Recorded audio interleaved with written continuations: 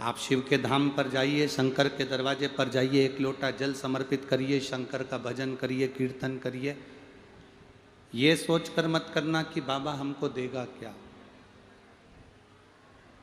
कोई तुमसे कहे कि तुम इतने दिनों से शंकर जी के मंदिर जा रही हो, इतने दिनों से कथा में जा रही हो, क्या बाबा ने तुमको कुछ दिया?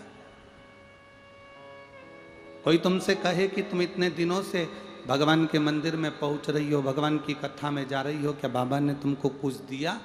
तो उनको कहना मेरे बाबा ने क्या दिया ये तो मैं नहीं बता सकती, पर इतना जरूर कह सकती हूँ कि मेरे 7 दिन ऐसे निकलते हैं जैसे मैं किसी तीर्थ में बैठकर कथा का रसतत्व ग्रहण कर रहा हूँ।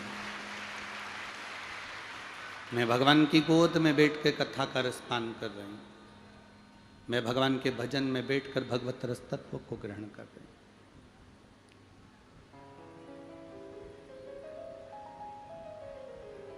नौकरी, चाकरी, तनख्वाह और वेतन, ये चारों चीजें अलग हैं। फिर से बोलो एक बार, क्या क्या चीजें अलग हैं? जम के बोलो, नौकरी, चाकरी, तनख्वाह और वेतन, ये चारों चीजें अलग हैं। पहले का व्यक्ति, नौकरी का मतलब मालूम है ना आप लोगों को? नौकरी का मतलब क्या होता है? पहले का व्यक्ति एक अकेला कमाता था और घर के 9 लोगों को खिलाता था, उसको नौकरी कहते थे। उसको नौकरी कहा गया। एक अकेला कमाता था और घर के 9 लोग बैठकर खाते थे, माता पिता, भाई बहन, पत्नी, बच्चे, घर के 9 लोग एक नौकरी से बैठकर खाते थे। नौकरी का मतलब है कि घर के 9 लोग बैठकर खाएं। एक व्यक्ति कमाता था, मतलब उस समय पर संतुष्टि इतनी थी कि एक व्यक्ति की कमाई से 9 लोगों का पेट भरा जाता था, उसको नौकरी कहा जाता था। एक व्यक्ति की कमाई से संतुष्टि थी, तृप्ति थी। फिर नौकरी हटी, क्या आ गई? चाकरी। चाकरी का मतलब है एक व्यक्ति कमाता था और 4 लोग खाते थे।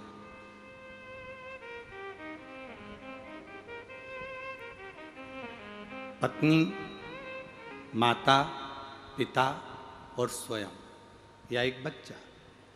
चाकरी का मतलब है एक व्यक्ति कमाता था और 4 लोग खाते थे। फिर चाकरी भी चली गई, फिर क्या आ गई? तनख्वाह।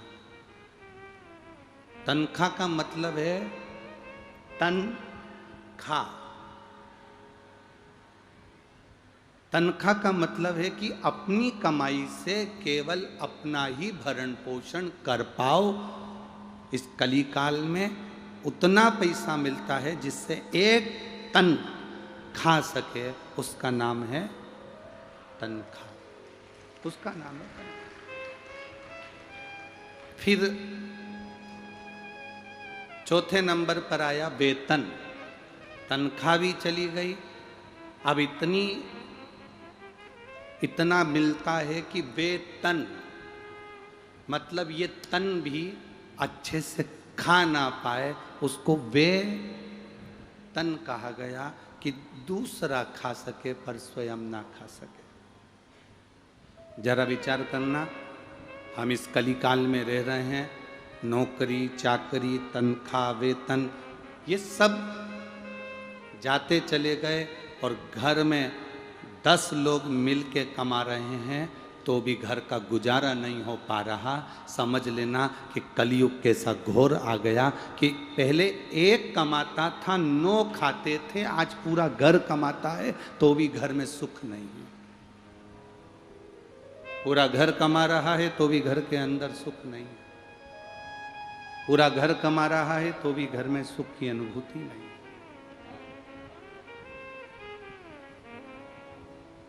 हमारे बीच में साईं धाम वाले महाराज जी बैठे हैं, प्रणाम करता हूँ आपको। बड़ा सुंदर साईं धाम आपका बाबा ने बुलाया था, एक बार गया था। बहुत बहुत साधुवाद। एक बार जोरदार ताली बजाकर इनका स्वागत।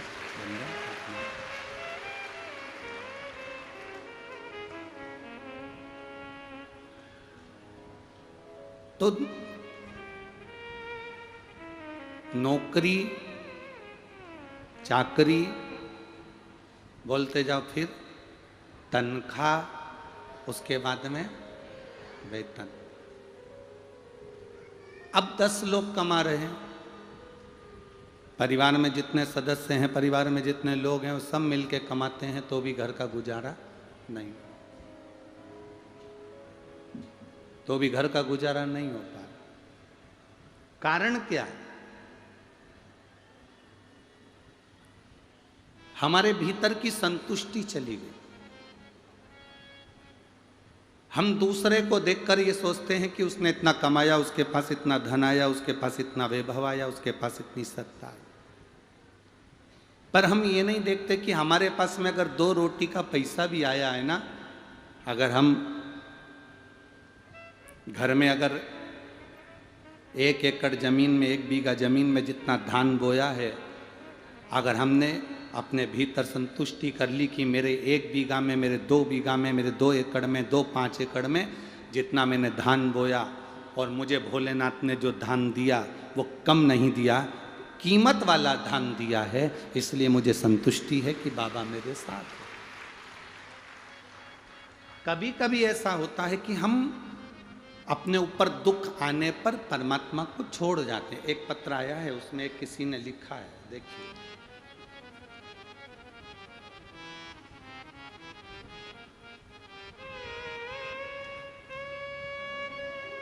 मेरा नाम हेम कुमारी साहू है, पति श्री जनक साहू है। मैं दुर्ग जिला के सिकोला भाटा में रहने वाली हूँ। कहीं बैठी हो तो हाथ हिला सकती हैं जिन्होंने पत्र भेजा है। अगर कहीं बैठी हो तो अपना हाथ हिला सकती हैं। मेरा नाम हेम कुमारी साहू है, पति श्री जनक साहू। मैं दुर्ग जिला के सिकोला भाटा में रहने वाली हूँ। गुरुदेव कहीं बैठी हैं? अगर बैठी हो तो अपना हाथ हिला सकती हैं। गुरुदेव, 1 लोटे जल का मैं क्या वर्णन करूं। मेरे यहाँ संतान का सुख नहीं था। पत्र को आप LED पर पढ़ सकते हैं, आस्था चैनल पर पढ़ सकते हैं। मेरे यहाँ संतान का सुख नहीं था। 6 साल हो गए थे, कोई संतान नहीं थी। डॉक्टरों को दिखाया, फिर भी कुछ नहीं हुआ।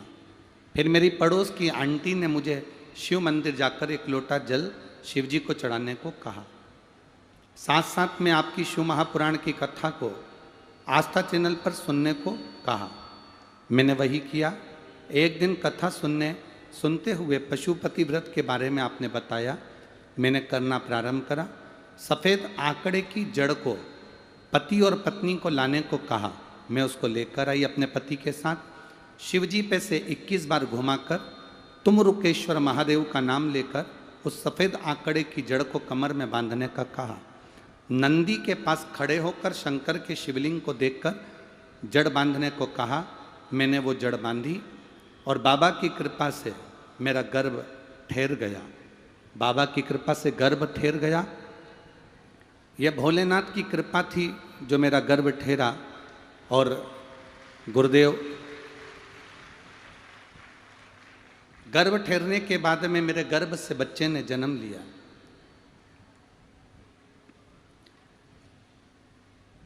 गर्भ ठहरने के बाद मेरे गर्भ से बच्चों ने जन्म लिया। बच्चा 6 महीने का होकर शांत हुआ।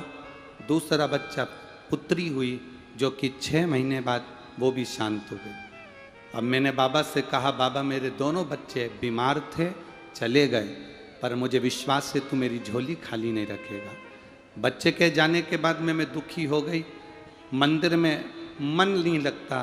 फिर भी किसी ने कहा, बाबा ने दिए थे, बाबा ने लिए हैं, बाबा वापस देगा, तू बाबा पर भरोसा रख। मैं शिव जी के मंदिर में जाकर झाड़ू पोछा लगा देती, बाबा को स्नान करा देती, श्रृंगार करके सफ़ेद आंकड़े की जड़ मैंने फिर बांधी और बाबा की कृपा से मैं फिर गर्भवती हो गई और बाबा की कृपा से अभी मेरा 9वां महीना चल रहा है और मैं बाबा की इस कथा में आई हूँ, प्रणाम करने के लिए आई हूँ कि बाबा ने मुझे फिर संतान का सुख दे दिया। थोड़ा सा संघर्ष जरूर हो सकता है, पर आपका विश्वास नहीं डोलना चाहिए, आपका भरोसा समाप्त नहीं होना चाहिए। थोड़ा कष्ट जिंदगी में आता है, जीवन में आएगा, बच्चे चले गए माना, परंतु आप भगवान के दरवाजे जाना बंद नहीं करना, भगवान की चौखट पर जाना बंद नहीं करना। जब आप भगवान की चौखट पर जाना बंद नहीं करोगे, भगवान के दरवाजे जाना बंद नहीं करोगे, तो भगवान को भी लगेगा इसको मैंने इतना दुख दिया, इतना कष्ट दिया, इसके 2 बच्चे भी चले गए, इतना कष्ट इसके जीवन में आया, उसके बाद भी इसने मेरे दरवाजे पर आना बंद नहीं करा, तो मेरा महादेव दया कर कर फिर वापिस गोद भर देता है, वापिस प्रदान कर देता है। शिव तत्व कहते किसको हैं? जिस दिन दुनिया के लोगों को मालूम पड़ जाएगा ना कि शंकर है क्या, शंकर का मतलब क्या होता है, शिव का मतलब क्या होता है, शंकर की कथा का मतलब क्या होता है, शिव महापुराण की कथा का मतलब क्या होता है, जिस दिन दुनिया के लोगों को मालूम पड़ जाएगा कि शिव तत्व है क्या। जैसे कौड़िया में रहने वाले लोग ही भगवान शंकर सहस्त्रेश्वर महादेव को नहीं पहचान पाते, दूर दूर कहीं शंकर का मंदिर होगा वहाँ चले जाएंगे, पर अपने गांव में अगर शंकर का शिवालय है, कौड़िया गांव में सहस्त्रेश्वर शिवलिंग विराजा हुआ है, तो उसकी आराधना और उस मंदिर की प्रसिद्धि इतनी बना दो कि दुनिया के लोग उस मंदिर में दर्शन करने के लिए आए।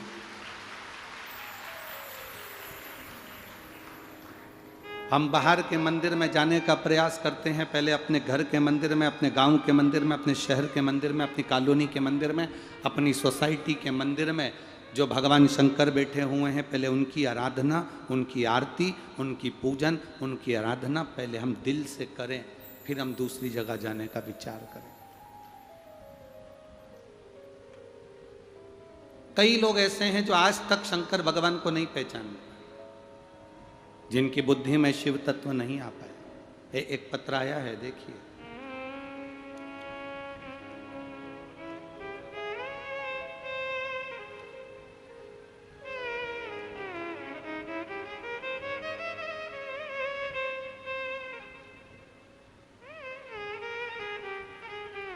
मेरा नाम मुक्ता साहू, पिता श्री अशोक कुमार साहू, ग्राम पोस्ट देवकर, तहसील सांजा, जिला बेमेतरा।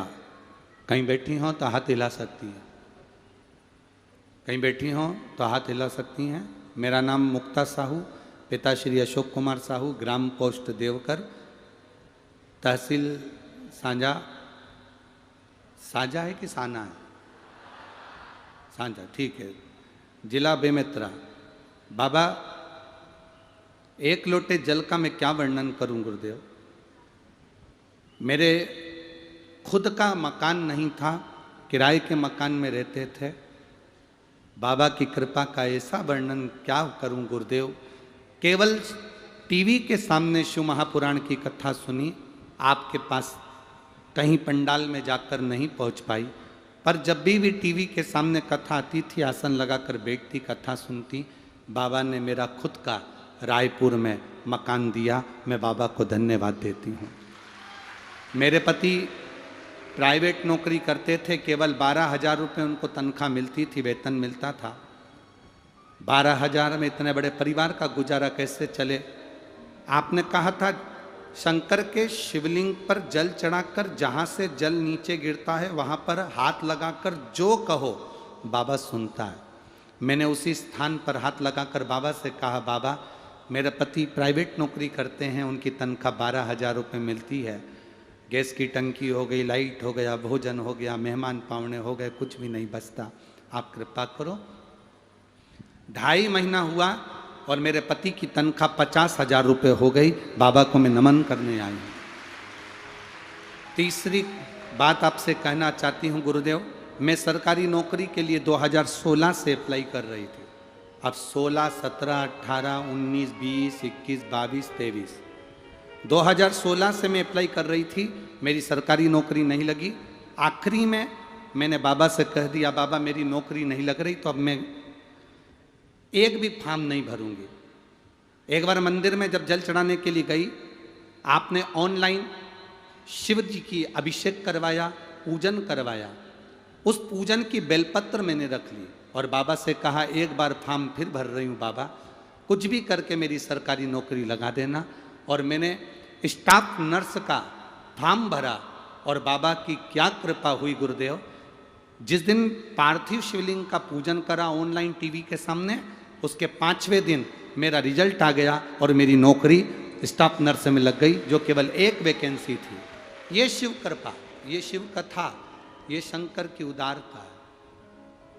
जहां भी बैठी हो मुक्ता साहू, पिताश्री अशोक कुमार साहू, आपको बहुत बहुत साधुवाद। शिव कृपा इसी को कहते। तेरी कृपा बिना न हिले एक भी अणु, लेते हैं श्वास तेरी कृपा से तनु तनु। बखान क्या करूं मैं राखों के ढेर का, चपटी बहुत में है खजाना कुबेर का। हे गंगधार मुक्ति द्वार ओमकार तू, भोले ओमकार तू, आयो शरण तिहारी भोले तार तार। आपका विश्वास जितना दृढ़ होगा, भगवान को मिलने में उतनी आसानी होगी। आज भी दुनिया के लोग शंकर भगवान को पहचान नहीं पाए।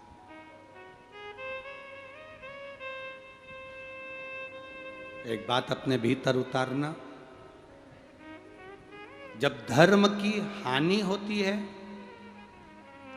अधर्म बढ़ता है, पाप बढ़ता है, तब परमात्मा प्रकट होकर इस सृष्टि का कल्याण करते हैं। वेद, पुराण, शास्त्र, ये सब एक बल प्रदान करते हैं। ये जितने वेद हैं, ये पुराण हैं, ये शास्त्र हैं, ये हमें बल देते हैं, ये हमें बल प्रदान करते हैं। जब चारों तरफ हाहाकार मच गया था, सनातन धर्म को नीचे दबा दिया गया था, वेद पुराणों को बांध बांध कर पटक दिया गया था, लोगों को मंदिर छुड़वा दिया गया था, मंदिर कोई ना जाए, देवालय कोई ना जाए, शिवालय कोई ना जाए, जब चारों तरफ हाहाकार मचा, हमारे सनातन धर्म को बिल्कुल नीचे लाकर छोड़ दिया कि मंदिर मत जाओ, भगवान कुछ नहीं होता, धर्म कुछ नहीं होता, वेद कुछ नहीं होते, पुराण कुछ नहीं होता, शास्त्र कुछ नहीं होता। तब मेरे भोले बाबा की कृपा से जगत गुरु शंकराचार्य जी ने इस पृथ्वी पर जन्म लिया था और इस विश्व का कल्याण किया।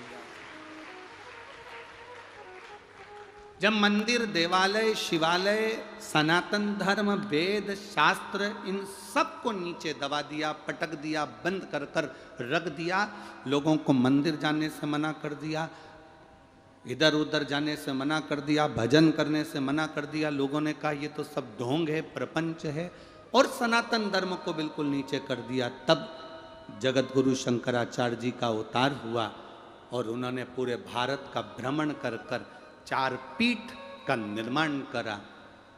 4 पीठ 4 दिशा में मेरे जगत गुरु शंकराचार्य जी ने विराजमान करी। इसलिए आज भी जगत गुरु शंकराचार्य जी की जो 4 पीठ 4 जगह पर बनी हुई है, उस पीठ पर जो शंकराचार्य बैठते हैं, उनमें शंकर का ही एक तत्व विराजमान होता है, शिव का एक तत्व विराजमान, वो शंकर का एक तत्व विराजमान कर कर जगत का कल्याण करते। अब दुनिया के लोग उनको राजनीति में घेरें, चाहे उनके राजनीति के प्रसंग में घेरें, ये दुनिया का काम है। पर जगत गुरु शंकराचार्य जो चार पीठ पर बैठे हुए, जगत गुरु शंकराचार्य जो चार पीठों पर विराजमान है, ये शिव तत्व से विराजमान।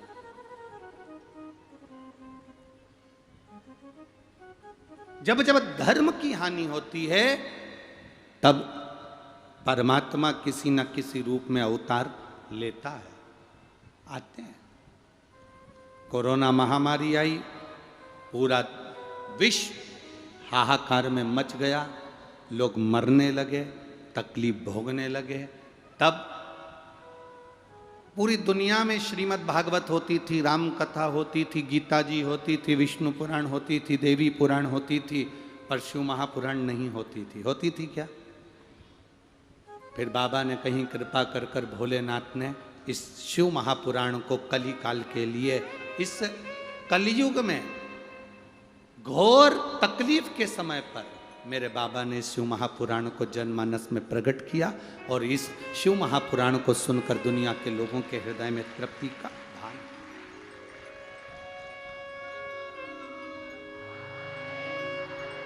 अब दुनिया के लोग आडंबर में नहीं पड़ते, अब दुनिया के लोग भ्रम में नहीं पड़ते, अब दुनिया के लोग आडंबर की ओर नहीं जाते कि कहीं आडंबर करने जा रहे हों या कहीं इधर उधर जा रहे हों। दुनिया के लोगों को अब तकलीफ होती है, दुनिया के लोगों को अब दुख होता है, दुनिया के लोगों को अब कष्ट होता है, तो उनके मुख से केवल एक ही शब्द निकलता है, अगर तू तकलीफ में है तो एक काम कर, या तो पशुपतिनाथ का व्रत कर ले या शंकर के मंदिर में जाना चालू कर ले। बस एक काम कर, सारी समस्या का हल एक लोटे जल से, तेरी दुख, तेरी तकलीफ, तेरा कष्ट मिट जाए।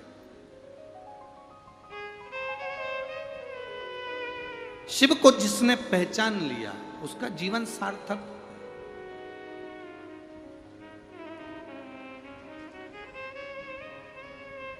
शिव कथा कहती है,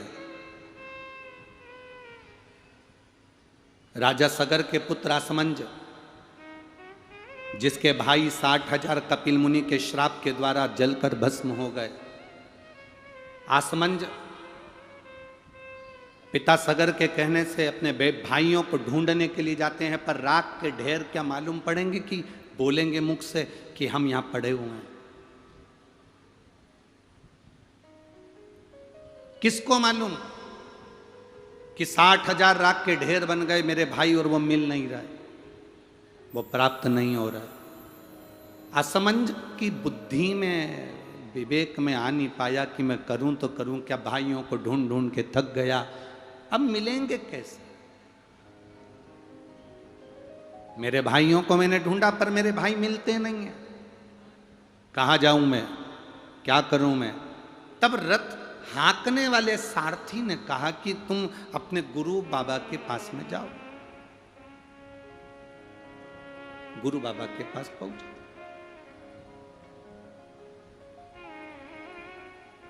वशिष्ठ बाबा के पास में, गुरु बाबा के पास में जाओ।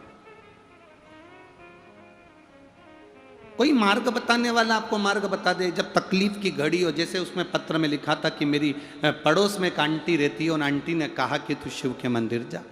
कोई आ जाता है जीवन में जो मार्ग को प्रशस्त कर देता।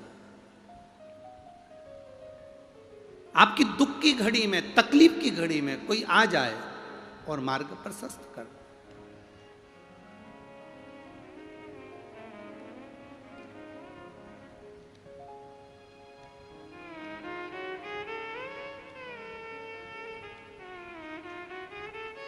और याद रखना, दुख की घड़ी में आकर अगर कोई तुम्हारे मार्ग को प्रशस्त करे तो समझ जाना कि ये दुख की घड़ी में जो मेरे साथ में खड़ा होकर कह रहा है कि तू शंकर के मंदिर जाया कर, एक लोटा जल चढ़ाया कर, पशुपति व्रत करा कर, शिव मंदिर में जाकर झाड़ू पोछा लगा लिया कर, शंकर जी के मंदिर में जो निर्माल्य पड़ा होता है उस निर्माल्य को उठाकर विसर्जन कर आया कर। अगर कोई समझा रहा है तो ये समझें कि वो साधारण नहीं है, तुम्हारी पड़ोसन नहीं है, वो स्वयं शंकर भगवान आकर तुम्हें मार्ग बताकर जा रहे हैं कि तेरी समस्या का हल हो सकता है, तेरे दुख का हल हो सकता है।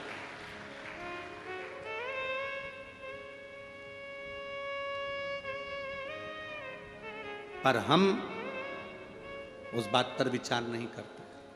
सारथी ने रथ चलाते चलाते असमंजस से कहा, महाराज तुम्हारे भाई नहीं मिल रहे, 60,000 भाई तुम्हारे प्राप्त नहीं हो रहे, तो तुम अपने गुरु के पास जाओ। किसी सदगुरु की शरण हमें फल दे जाती है। गुरु मिले ना मिले, गुरु दिखे ना दिखे, गुरु की दृष्टि पड़े ना पड़े, पर जहां गुरु है उस भूमि पर भी अगर आप पहुंच गए, जिस जगह पर गुरु बैठा है उस धरा पर भी आप पहुंच गए, तो गुरु की कृपा, गुरु के चरण की रज तुम्हारे भाग्य की रेखा को बदल सकती है। अगर सच्चा गुरु है तो, सच्चा गुरु है तो बदलेगी। और मालूम पड़े कहीं का गड़बड़ गुरु है तो हो गया कल्याण तुम्हारा। नहीं तो आज का जमाना, गुरु फिरे बाजार में हमसे दीक्षा लेओ, नरक पड़ो चाहे स्वर्ग जाओ, पर माल हमी को देओ। नहीं तो आज के गुरु तो ऐसे हो गए कि माल चाहिए बस, आप क्या करें उससे मतलब नहीं। आप स्वर्ग गए कि नरक गए, गुरु को मतलब नहीं।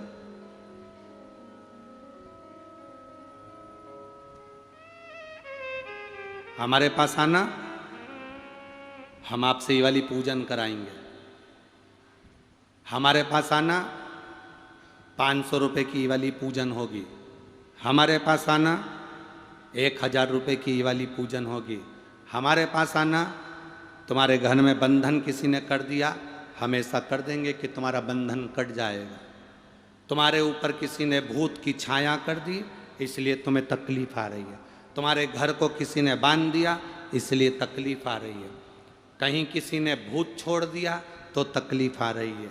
शिव महापुराण की कथा कहती है, शंकर भगवान शमशान में रहते हैं, क्योंकि उनके ससुर ने उनको श्राप दिया था कि शिव तू शमशान में रहेगा।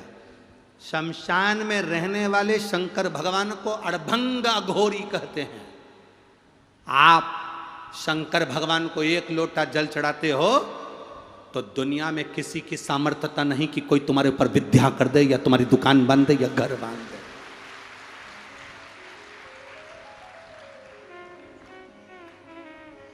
किसी की सामर्थ्यता नहीं कि तुम्हारी नौकरी को बांध दिया। पहले लोग कहते थे ये वाला दोष लग गया, पितृ दोष लग गया, काल सर्प दोष लग गया, वास्तु दोष लग गया। लोगों ने बाथरूम तोड़वाई, यहाँ बनवाई, सीढ़ी तोड़वाई, यहाँ बनवाई, ये करा वो करा। सारी दुनिया के लोगों ने सब कुछ तोड़वा के देख लिया, सब कुछ बदल के देख लिया। घर बदला, व्यापार बदला, दुकान बदली, सत्ता बदली, सब बदल कर देखा, पर व्यक्ति ने अपना मन बदल कर नहीं देखा। जिस दिन अपना मन बदल लेता, उस दिन पूरा घर अपने आप सरल हो जाता, अच्छा हो जाता। हम सब कुछ बदले पर मन कहां बदल पा।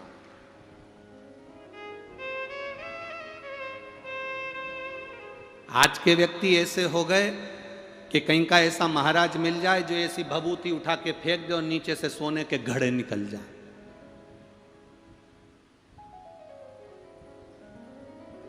ए भाई, ए छत्तीसगढ़ की जीजियों, छत्तीसगढ़िया सबले बढ़िया। तो मेरी छत्तीसगढ़ की जीजियों और मेरे छत्तीसगढ़िया जीजाओं, एक बात याद रखना, गड़ा हुआ धन अपने आप नहीं मिलेगा, थोड़ी मेहनत करना पड़ेगी, संघर्ष करना पड़ेगा, और दुख की घड़ी में भी मुस्कुराकर आगे बढ़ना पड़ेगा। अपनी मेहनत का धन चाहिए।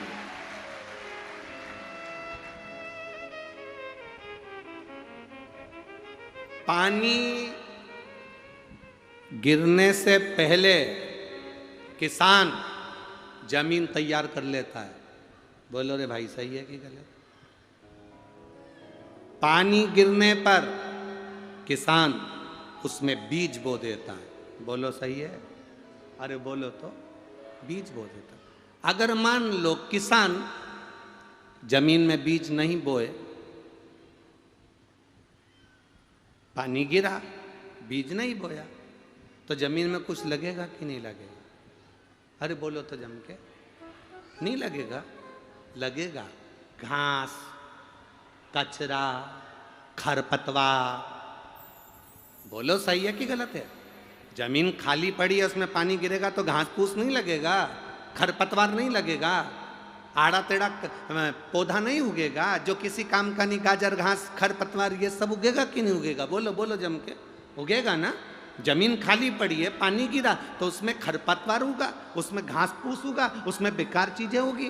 तो किसान अगर बीज बो देता तो ये खरपतवार, ये घास, ये फूस, ये गाजर घास उगती नहीं। उसमें बीज बो देता तो ये नहीं उगेगा, और अगर नहीं बोएगा तो ये सब फालतू की चीजें उगेगी। उसी तरह अपनी बुद्धि में शिव महापुराण का, शंकर जी की कथा का अगर बीज बो दिया है तो ये पक्का है कि उसमें फसल उगेगी, ये निश्चित है। मेहनत का फल मिलेगा, ये निश्चित है। और अगर इस बुद्धि में तुमने सत्संग का बीज या शिव पुराण का बीज या भगवान की भक्ति का बीज नहीं बोया तो इसमें खरपतवार उत्पन्न होगी। दिन भर फालतू के विचार आएंगे, फालतू का टेंशन, फालतू की बातें तुम्हारे मन में, तुम्हारी बुद्धि में समाती जाएगी। समझ लेना यह फालतू घास फूस उग रहा है। जब से शिव महापुराण की कथा लोगों ने सुनना चालू करी, लोगों के घर में लड़ाई झगड़े थोड़े कम हो गए। बोलो सही है कि गलत है? पहले सास भी फ्री थी, बहू भी फ्री थी, तो दिन भर लड़ाई होया करती थी। आजकल सास 2 बजे से 5 बजे तक टीवी पे बुक रहती है, बहू अपने कमरे में आराम से सोती रहती है। शाम होती है, 5 बजती है, बहू सास की चाय बनती है, दोनों पीती हैं। शाम को पति आते हैं, रोटी बनती है, खाते हैं, सो जाते हैं। लड़ाई की फुर्सत ही नहीं। लड़े कब? लड़ाई में कहाँ पे सुख का अनुभव हुआ? 3 माताएं बात कर रही थी आपस में। एक बोली मेरा पति बड़ा भुलक्कड़ हो गया री। दूसरी बोली तू रेन देरी बई, तेरे पति से ज्यादा तो मेरा पति भुलक्कड़ हो गया, इतना भूलता है कि पूछो ही मत। तीसरी बोली तुम दोनों तो जाने दो चूल्हा में, मेरा पति तो ऐसा गजब का हुआ उसको तो कुछ याद ही नहीं रहता। तो इतने में तीनों ने बात करी कि तेरे पति को क्या हो गया, ऐसा क्या भूल जाता है? पहली बोली मेरा पति मंदिर जाता है पानी चढ़ाने के लिए, जल चढ़ाने के लिए, तो लोटा भूल ही आता है। दूसरी बोली हौरी भाई ये कोई भूलना हुआ, मेरा पति तो इतना बड़ा भुलक्कड़, सब्जी खरीदने जाता है तो ठेले पर ही उसका बैग, सब्जी का थैला भूल ही आता है, सब्जी की पन्नी भूल ही आता है। तीसरी बोली हौरी बाई तुम दोनों का तो पति फिर भी ठीक है, कल मैं कथा में गई थी कोडिया, एक जगह पर पानी के पाउच मिल रहे थे, मैं इधर से ले रही थी, मेरा पति मेरे बाजू में खड़ा होकर उधर से ले रहा था। मेरे को देखकर बोला बहन जी तुम्हें कहीं देखा है?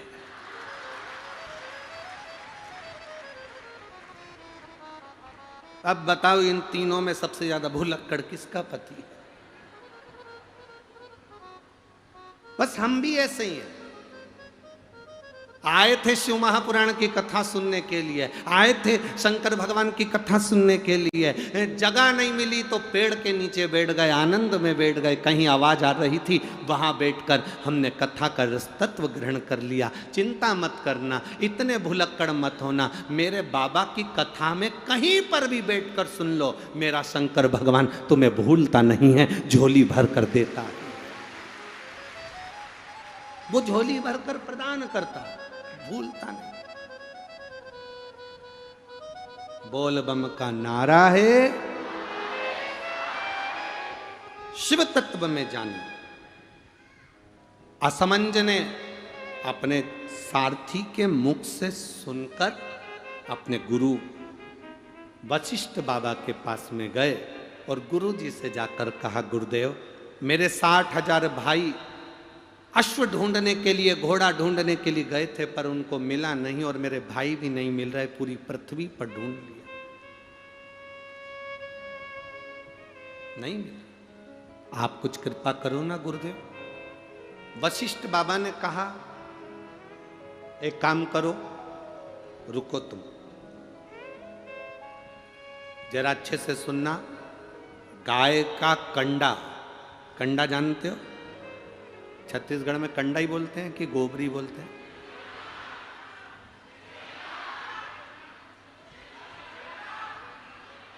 हाँ ठीक है। हाँ, एक जनी बोलो तो मालूम पड़े ना, तो इतने सारे।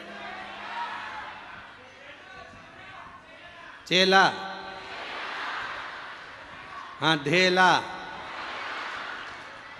और ठेला। चलो ठीक है, अरे रखो रे बाबा। हाँ,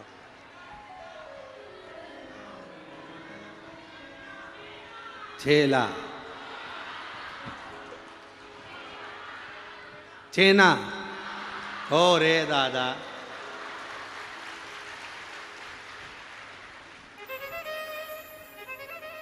तो हर छत्तीसगढ़ में तो गजब को नाम आए बाबा। हाँ, चेना। गाय का जो गोबर गिरता है, कंडा बनता, छेना बनता, या वो उपला, अलोना, गोबरी, जो समझो आप, वो बन गया। पितरों को घी में गुड़ मिलाकर, शक्कर मिलाकर धूप देते हैं। वो धूप का प्रारंभ कहां से हुआ वो समझना।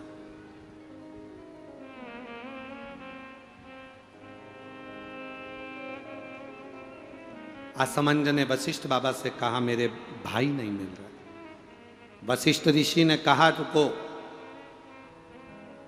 अपने शिष्य से कहा नंदनी गाय का जो गोबर का कंडा बना है, छेना बना है, उसको लेकर अलोना, गोबरी, उसको ला। कंडे को लाया गया।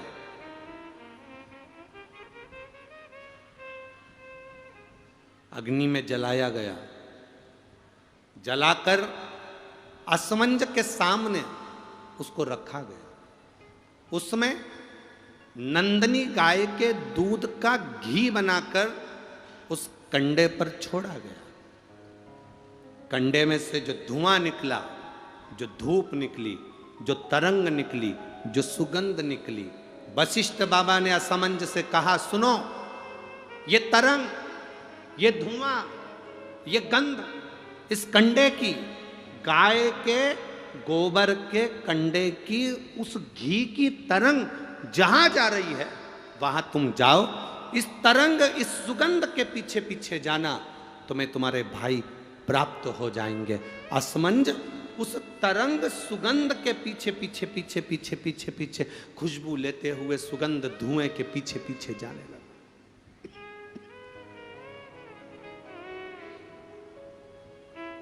जाते जाते जाते जाते कपिल मुनि के आश्रम में असमंज पहुंच गए।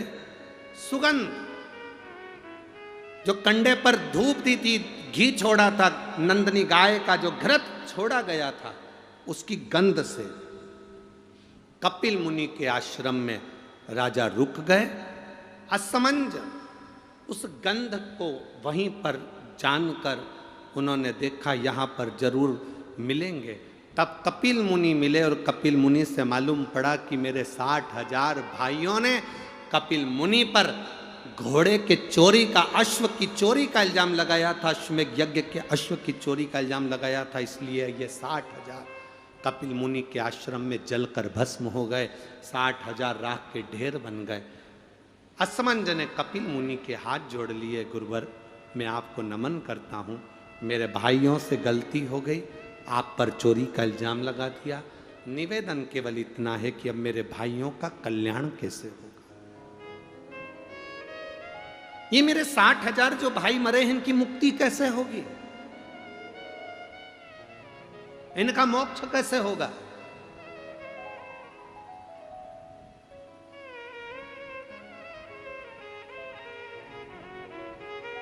कपिल मुनि ने कहा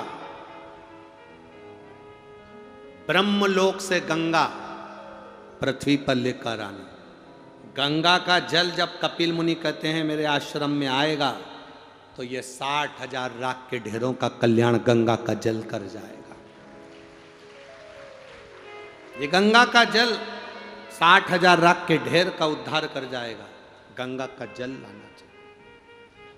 आसमंज, गंगा जी लाने में समय लगेगा। पहले तुम तुम्हारा घोड़ा लेकर जाओ, अश्व लेकर जाओ और तुम्हारे पिता सगर से अश्वमेघ यज्ञ की पूर्णाहुति करवाओ, उसके बाद में गंगा लाना। अश्व लेकर असमंज चले, पर असमंज घर नहीं गए, वशिष्ठ बाबा के घर पर पहुंच गए। वशिष्ठ ऋषि के यहाँ जाकर असमंज ने हाथ जोड़कर कहा, गुरुदेव तुमने जो कंडे पर घी छोड़ा था, गाय का जो घी छोड़ा था, उसकी जो गंध उठी थी, वो गंध ने मुझे अपने भाइयों से मिलवा दिया। आपसे एक निवेदन है गुरुदेव। गुरु जी बोले, वशिष्ठ बाबा बोले, बोलो असमंज क्या चाहते हो? असमंज ने कहा, गुरुवर एक आशीर्वाद संसार के लोगों के लिए दे दीजिए कि गाय के गोबर के कंडे पर, गाय के गोबर के छेना पर, अलोनी पर इस कंडे पर जो घृत गाय का घी छोड़ेगा या गुड़ शक्कर उस पर छोड़ेगा, उसकी गंध उसके पितरों को तृप्त कर दे और पितरों का आशीर्वाद उसके घर पर मिल जाए। ये मुझे वर दीजिए, ये मुझे वर प्रदान करिए। आप लोगों में से कितने लोग हैं जिनके घर में कंडा जलाकर धूप दी जाती है? हाथ हिलाओ जरा। सभी लोग हैं, बहुत सारे। ठीक है, रखिए रखिए रखिए, जरूरी है।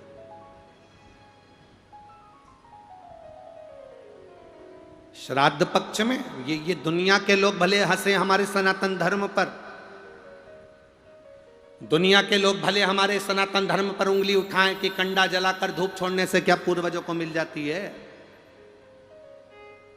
घी शक्कर छोड़ने से क्या हमारे पूर्वजों को प्राप्त हो जाती है। दुनिया के लोग कितना भी हंसें, दुनिया के लोगों को ये ज्ञान होना चाहिए कि गाय के घी में, गाय के कंडे में जब अग्नि तपती है और गाय का घी जब कंडे पर डलता है तो हमारे पूर्वजों को वो तरंग प्राप्त होकर हमें वर प्राप्त होता है और हमारे जीवन का कल्याण होता है, हमारे जीवन का सुख प्राप्त होता है।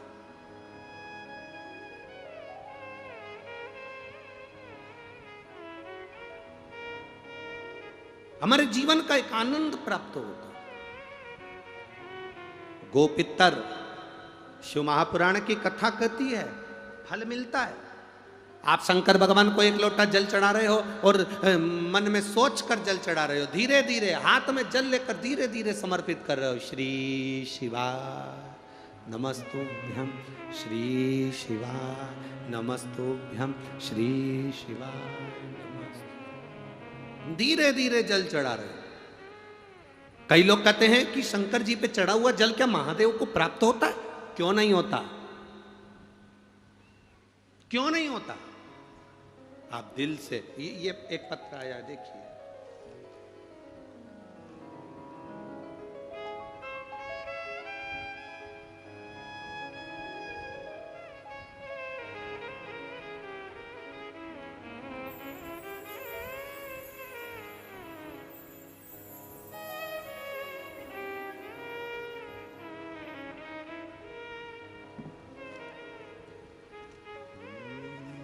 शंभो शरण पड़ी मांगो घड़ी रे घड़ी, दुख काटो दया करी दर्शन आपो। शंभो शरण पड़ी मांगो घड़ी रे घड़ी,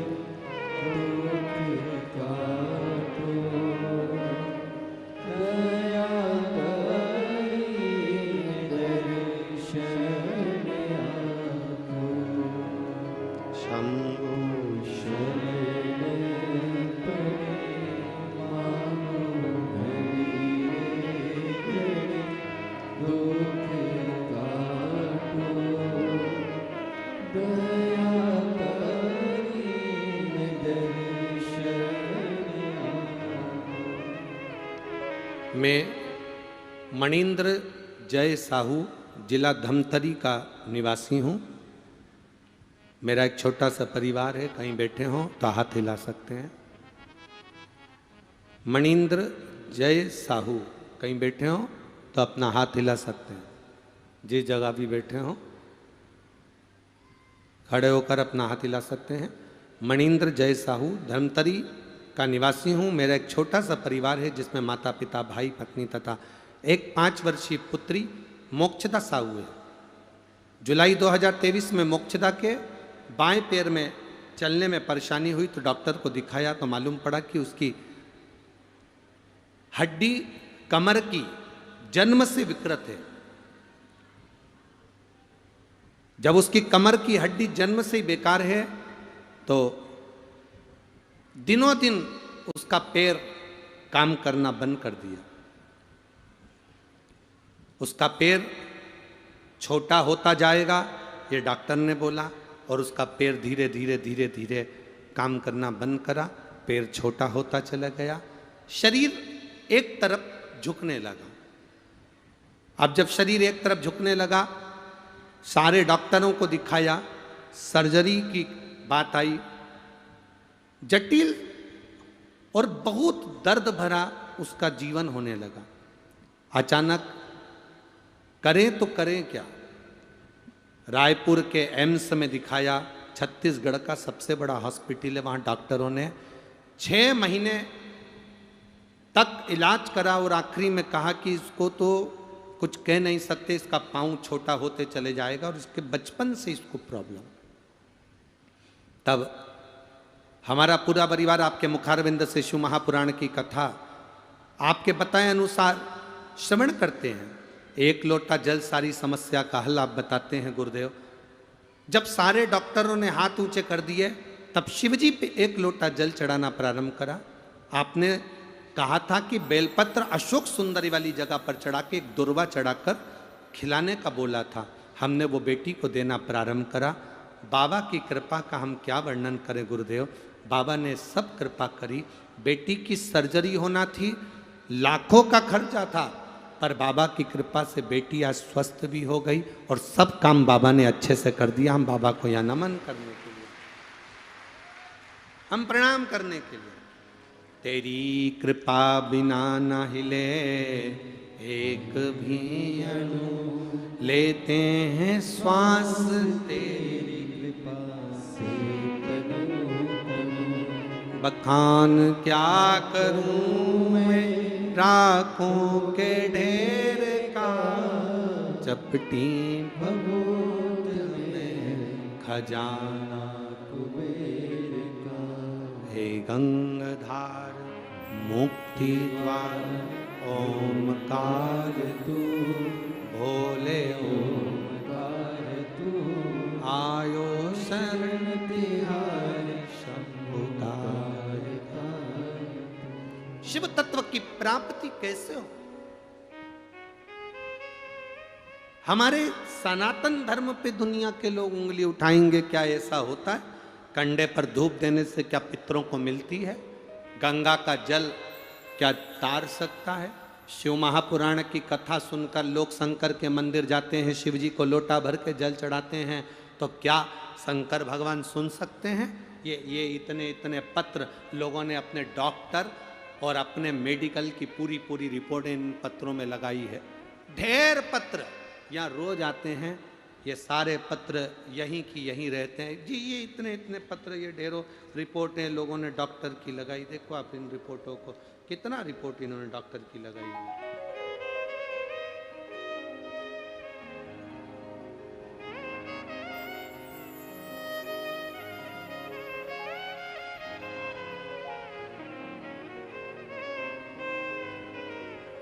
कितना ये पत्र लिखा है किसी ने, कोई गजेंद्र कुमार साहू हैं, बीरनपुर नगरी जिला धमतरी छत्तीसगढ़ के निवासी हैं, जिन्होंने भेजी ये पत्र भेजा। और ये फाइल पूरी डॉक्टर की लगाई, आप देख सकते हैं। और एक पेज की नहीं, कम से कम 50 पेज की फाइल होगी, जिसके अनुसार डॉक्टर ने उसके शरीर में बहुत कुछ बता दिया था, पर बाबा की कृपा से एक लोटे जल और एक बेलपत्री के बल पर पूरी बीमारी सही हो गई। ये शिव तत्व कहता। कहीं बैठे हो तो हाथ हिला सकते हैं। आप ही हैं? दोनों हाथ हिला दो एक बार। इधर साइड है बाबू, लेफ्ट में। हाँ हिलाओ हाथ। वापिस एक बार हाथ हिलाइए जी। श्री शिवाय नमस्तुभ्यम। अब ठीक हैं? ठीक हैं? कोई प्रॉब्लम तो नहीं है? आपकी जांचें तो बहुत कुछ कह रही हैं। डॉक्टर के हिसाब से अगर आप लोग देखेंगे तो बहुत कुछ इन जांचों में है, बहुत कुछ। पर बाबा की कृपा, स्वस्थ तो हैं, बस बाबा की कृपा बनी रहे। बैठिए। श्री शिवाय नमस्ते। शिव तत्व की प्राप्ति इसी को कर। क्या देगा मेरा शंभू? क्या प्रदान करेगा मेरा भोलेनाथ? क्या देगा मेरा शंभू पता नहीं, पर इतना जरूर है कि खाली ना जाता कोई दर से तुम्हारे, खाली ना जाता कोई दर से तुम्हारे, मैं भी खड़ी हूँ नन्ही बाहें पसारे, अपने हृदय से लगा लो, गिरा जा रहा हूँ, उठा लो, भोले अपने दर से अब तो न टालो, गिरी जा रही हूँ, उठा लो। असमंज को वशिष्ठ बाबा से निवेदन करा। वशिष्ठ बाबा ने वर दे दिया, गाय के गोबर पर जो गाय का घी कंडा जलाकर छोड़ेगा, उसके पितृ, उसके देवता, उसके कुल देवी देवता उस पर कृपा करेंगे और उसका जीवन सार्थक करेंगे। घर आए, पिता को अश्व दिया, अश्वमेध यज्ञ पूर्ण हुआ। अश्वमेध यज्ञ पूर्ण। आप लोगों को मालूम होगा आरती के बाद कपूर क्यों जलाया जाता है? जितने लोग कथा सुन रहे हैं बड़े भाव से उत्तर दें।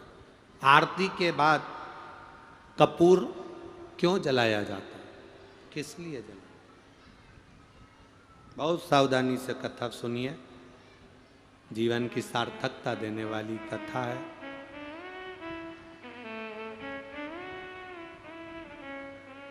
बहुत दिल से सुनोगे, वो दिल से देगा। भले पेड़ के नीचे बैठ, मैं आस्था चैनल के से निवेदन करूंगा और सोशल मीडिया टीम से निवेदन करूंगा कि बाहर जितनी पब्लिक बैठी है, धूप में बैठी, पेड़ के नीचे बैठी, उनको ड्रोन शॉट से कवर कर उनको भी आस्था चैनल पर जरूर दिखाएं कि छत्तीसगढ़ का शंकर भगवान के प्रति प्रेम क्या है, शिव तत्व की स्नेहता क्या है।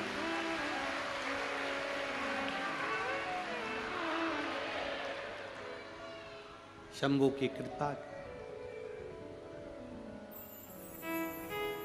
आरती के बाद कपूर क्यों जलाया जाता है?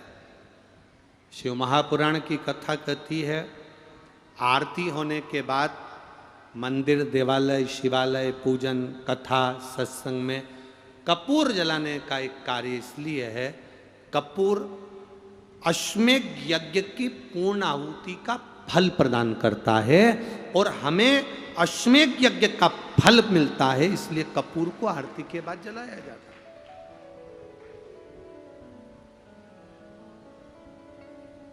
कपूर का तो हमारे शास्त्र में लिखा है, धूप बत्ती का हमारे शास्त्रों में लिखा है। हमारे शास्त्र में धूप बत्ती, अगरबत्ती, कपूर आदि का आदि पूजन का सामान का लिखा है। पर आज तक हमारे शास्त्र में यह नहीं लिखा कि मोमबत्ती क्यों जलाई जाती है। और जो लोग मोमबत्ती जलाने का कहते हैं, धर्म परिवर्तन करने का बोलते हैं और कहते हैं कि मोमबत्ती जलाओ, तो उनसे पूछना कि इसके जलाने का कोई प्रमाण है क्या? मोमबत्ती जलाने का कोई प्रमाण है क्या?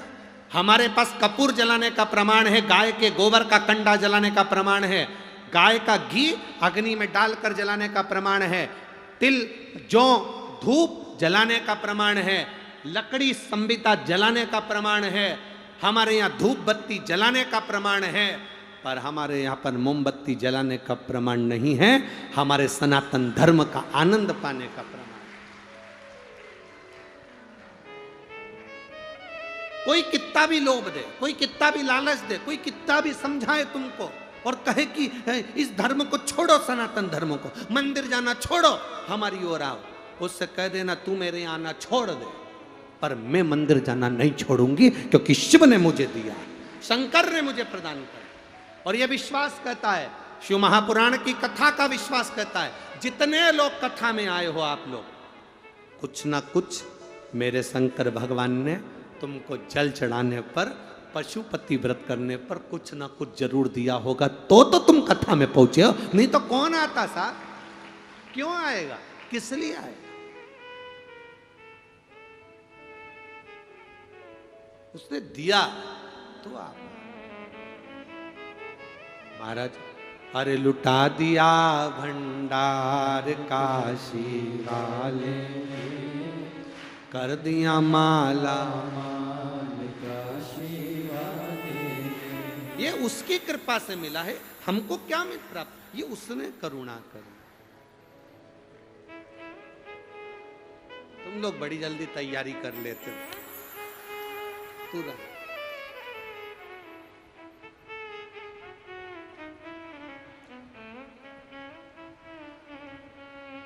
ठीक है, अब तैयारी कर ली है, स्थान पर बैठकर भगवान शिव से अपने मन की बात बाबा से अवश्य कहिए, दिल से बाबा से प्रार्थना करिए। जहाँ जगह मिले वहाँ बैठकर भगवान देवाधिदेव महादेव से अपने मन के भाव, अपने मन की बात कहिए। जिस जगह पर आपको जगह मिली हो, पेड़ के नीचे, रोड पर, बाउंड्री पर, जहाँ बैठे हो वहाँ बैठकर प्रार्थना जरूर करना, क्योंकि इतनी दूर दूर से आप लोग आए हो, झोलियाँ भर के लेकर जाओ, यही बाबा से प्रार्थना। जितने कार्यकर्ता खड़े हैं वो भी बैठकर बाबा से प्रार्थना करें। जिनको आता है अपनी वाणी से बाबा से कहें, बाबा खाली झोली लेकर आए हैं, ऐसी कृपा करना, झोली भरकर भेजना।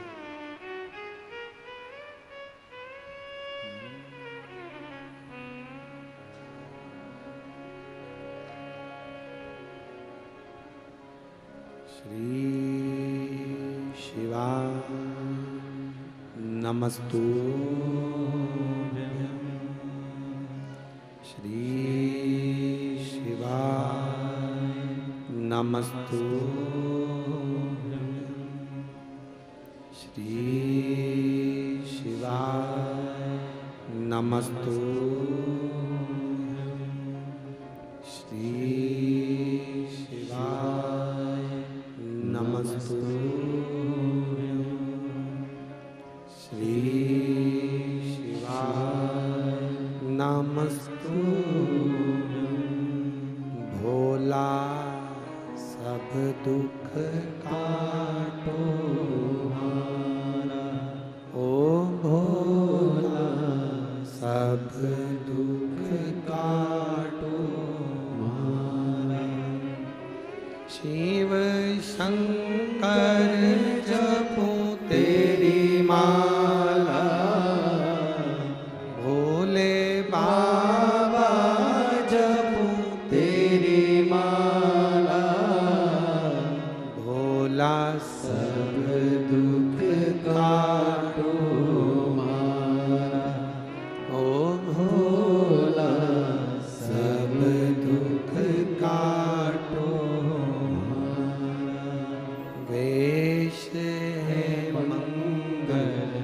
मंगलकारी, वेश है मंगलकारी, शमशान वासी हमारा, शमशान वासी हमारा, ओ भोला सब दुख काटो हमारा, ओ भोला सब दुख काटो हमारा। शिव कथा कह रही है। असमंज ने जाकर अश्वमेघ यज्ञ पूरा करवाया। उन्हीं के परिवार में श्री भागीरथ बाबा ने प्रकट होकर गंगा जी को लेकर कपिल मुनि के आश्रम में पहुंचकर 60,000 राख के ढेरों का कल्याण करवाया। हम क्यों कहते हैं गो और गंगा? आप लोगों ने सुना है कि नहीं सुना? ये शब्द लोगों के मुंह पर रहता, गो गंगा गो गंगा। गो गंगा का मतलब क्या होता है कि गंगा को लाने के लिए गौमाता के कंडे पर जलाए गए घी की गंध से जो 60,000 राख के ढेर मिले थे, तब जाकर गंगा मैया पृथ्वी पर प्रकट हुई थी। इसलिए गो गंगा का प्रमाण हमारे यहाँ शास्त्र वर्णन कर, भगवान शिव का कथा का वर्णन। अब जरा ध्यान देना, बड़ी सुंदर एक कथा गोपितरशु महापुराण की कथा के अंतर्गत है।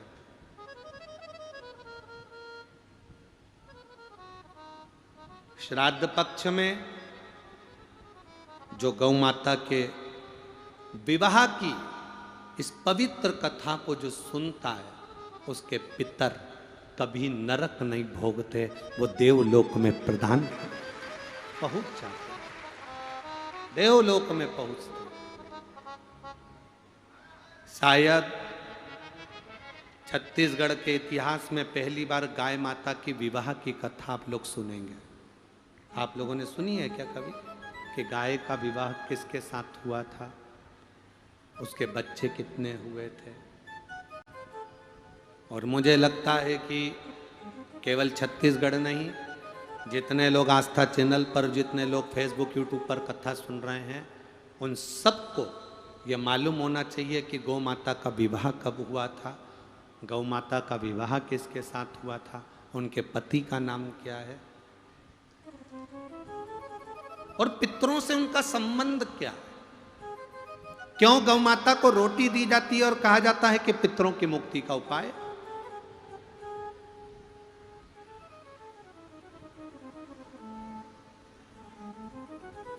क्यों गौ माता को रोटी देकर पितरों के कल्याण की बात करी जाती है?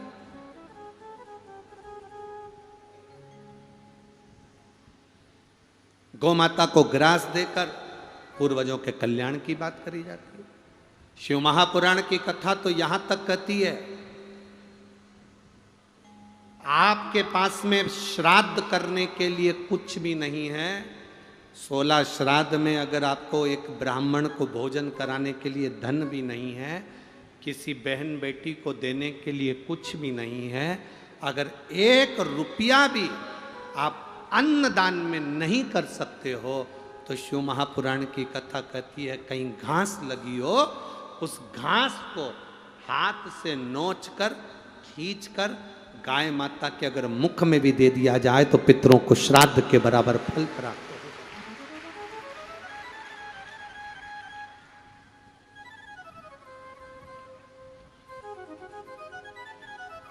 एक शंकर की भक्ति का फल जीवन का एक सुख देने वाला होता है, एक आनंद देने वाला।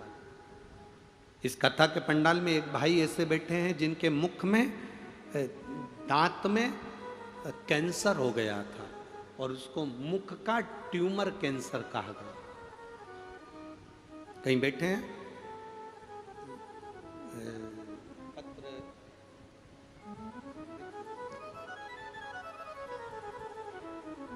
जानकी बाई साहू, ग्राम डारा, जिला बेमतरा, छत्तीसगढ़ की रहने वाली हूँ। कहीं बैठी हैं?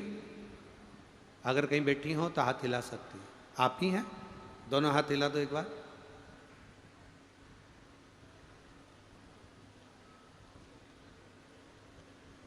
मेरी 50 वर्ष की आयु है। मैं ट्यूमर कैंसर का नाम रोग हुआ, जिसके लिए बहुत सारे हॉस्पिटल में गई, अलग अलग जांच कराई। आप लोगों से निवेदन है, आप लोग हाथ ना हिलाइए। कैमरे वाले अगर कैमरा दिखाते हैं तो केवल जो खड़े हैं उन पर उनका फोकस रहे। बहुत सारे हॉस्पिटल में गई, अलग अलग जांच कराई, जिसमें मुझे कैंसर, मांसा ट्यूमर, इतना भयंकर बीमारी थी गुरुदेव। मेरे मुंह को खोलती थी तो कम से कम 2 कप भरकर खून निकल जाए, इतना रोज बस मुंह को खोलती थी और खून टपकना प्रारंभ हो जाता था। ऐसा भयंकर कैंसर शायद ही किसी को हुआ हो। डॉक्टर भी कह रहे थे कि इस मुंह के ट्यूमर कैंसर को पहली बार हमने इतना भयंकर देखा, जिसमें मुख से 24 घंटे खून निकलता था। जीभ के ऊपर हिस्सा, दांत के पास का हिस्सा पूरा सड़ चुका था, जिसमें से खून बहता था। गुरुदेव, डॉक्टर ने कहा था तुम्हारे मुंह को काटा जाएगा, मांस और दांतों को पूरा निकाला जाएगा और इस कैंसर के लिए थेरेपियां होंगी। पर इसका डॉक्टर छत्तीसगढ़ में नहीं है, ये डॉक्टरों ने कहा। बड़े से बड़े डॉक्टर को दिखाया तो कहा बाहर से डॉक्टर को बुलवाना पड़ेगा, वो इसका ऑपरेशन करेगा। तुम्हारी स्थिति ठीक नहीं है, तुम्हारा शरीर भी ऐसा नहीं कि तुम इस ऑपरेशन को झेल सको। गुरुदेव, डॉक्टर को जांच कराकर वापिस आ गई, क्योंकि डॉक्टर को बाहर से बुलाने के लिए पैसा चाहिए था, इतना मेरे पास में नहीं था। मुंह में से रात खून की धार लगातार बहती थी, भोजन कर नहीं सकती थी, बहुत तकलीफ में आ गए। उसके बाद एक दिन टीवी पर चैनल बदलते बदलते कथा आ गई, जिसमें आपने पशुपति व्रत के बारे में कहा, और 1 लोटा जल और 1 बेलपत्री। शंकर भगवान के पास में जहां बैठते हो, बेलपत्री की पत्ती का मुख अपनी तरफ करना, डंडी का मुख तुम्हारे सामने होना चाहिए, वो वाला प्रयोग करा गुरुदेव। और बाबा की चढ़ी हुई बेलपत्र खाना प्रारंभ करी। पूरे मुंह में से खून बहता था। बाबा से कहती थी तेरी बेलपत्र को या तो खून में रख या जिह्वा में रख, ये तेरी मर्जी है। गुरुदेव, महादेव की उस बेलपत्र का क्या गुरुदेव क्या वर्णन करूं। ये मेरी तीसरी कथा है गुरुदेव, जो पंडाल में सुन रही हूं। बाबा को प्रार्थना कर कर जमीन को हाथ लगाकर जाती थी, कथा की भूमि को मुख पर फेर कर जाती थी। बेलपत्री बाबा की चढ़ी हुई खाती थी। श्री शिवाय नमस्तुभ्यम कथा के पंडाल में बोल कर जाती थी। आज मेरे मुंह का पूरा कैंसर समाप्त हो गया, खून बहना बंद हो गया। और डॉक्टर को जांच कराई तो डॉक्टर कहता है अब आपका कैंसर नहीं है। ये शिव तत्व है। अब ठीक हो बहन? एक बार तुम्हारा चैनल के माध्यम से मुख खोल कर दिखाइएगा। चैनल वाले कैमरा क्लोज करेंगे और एलईडी पर आप सब लोग उस मुख का दर्शन करेंगे, जिससे खून लगातार बहता था। श्री शिवाय। एक बार मुख खोलकर बड़े भाव के साथ चेहरे पर हाथ लगाकर बताओ, शिव तत्व की प्राप्ति का ये अनूठा आनंद। हर हर। बैठिए बहन, बैठिए। श्री शिवाय नमस्ते। एक बहन और बैठी है, बैठ जाओ बहन। नंदनी वर्मा, पति शैलेंद्र वर्मा, ग्राम गोंडी, जिला दुर्ग से आई है। कहीं बैठी हैं? कहीं बैठी हुई हैं? कहीं बैठी हो तो हाथ हिला सकती हैं। दिख गई क्या? कहाँ पर है? अच्छा, पीछे है। बच्चे को लाइयो। गुरुदेव, 5 साल डॉक्टरों को दिखाया, 6 साल दिखाया, 7 साल डॉक्टरों को दिखाया, 8 साल दिखाया, संतान का सुख नहीं था। 9 साल डॉक्टरों को दिखाया, संतान का सुख नहीं था। टेस्ट में भी करवाया, 11 साल निकल गए, संतान का सुख नहीं था। 12 साल निकल गए, संतान का सुख नहीं था। 14 साल निकल गए, संतान का सुख नहीं था। 16 साल निकल गए, संतान का सुख नहीं था। तब 17वां वर्ष आया। एक बार टीवी पर कथा सुनकर सफ़ेद आंकड़े की जड़ को कमर में बांधा, पशुपति व्रत करा, पंडाल में बैठकर कथा सुनी, झोली पसार कर बाबा से आप श्री शिवाय नमस्तुभ्यम बोलते हो, बाबा से प्रार्थना कर कर गई और गर्भ ठेरा। बाबा की कृपा से संतान का सुख प्राप्त हुआ। मैं बच्चे को लेकर आई हूं, प्रणाम करती हूँ। हर हर। बच्चे को थोड़ा सा ऊंचा कर दो, हाँ दिख जाएगा। कैमरे वाले आप बच्चे को दिखा दें एक बार। हर हर महा। बैठिए। श्री शिवाय नमस्ते। शिव तत्व की प्राप्ति है। बोल बम का नारा है।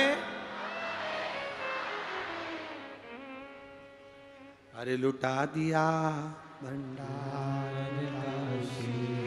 बैठिए। कर दिया माला मान का शिव तत्व कह रहा है। गोपितर शिव महापुराण की कथा कह रहे।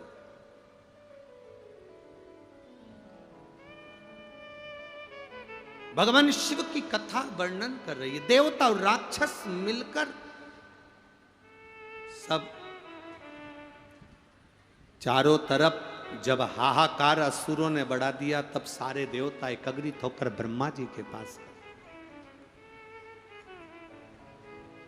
ब्रह्मा जी से निवेदन करा। ब्रह्मदेव, ब्रह्मा जी,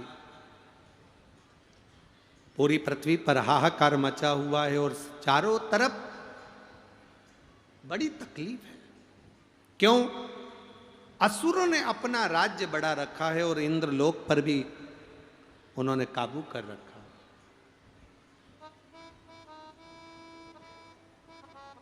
इंद्रलोक,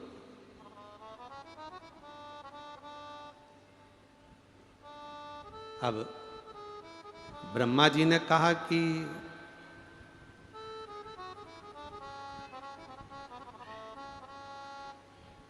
क्या चाहते हैं? ये असुरों का राज्य कम हो जाए, देवताओं का राज्य फिर स्थापित हो जाए, धर्म की अधर्म का, प्राणियों में विश्व का। अब विश्व का कल्याण कब होगा? जब तुम्हारे अपने घर का पहले कल्याण हो। हम अंदर से दुखी हैं, हम अंदर से तकलीफ में हैं, हम अंदर से कष्ट में हैं और हम विचार करें कि विश्व का कल्याण हो जाए। नहीं नहीं, पहले भीतर का सुख, भीतर का आनंद प्रकट होना चाहिए।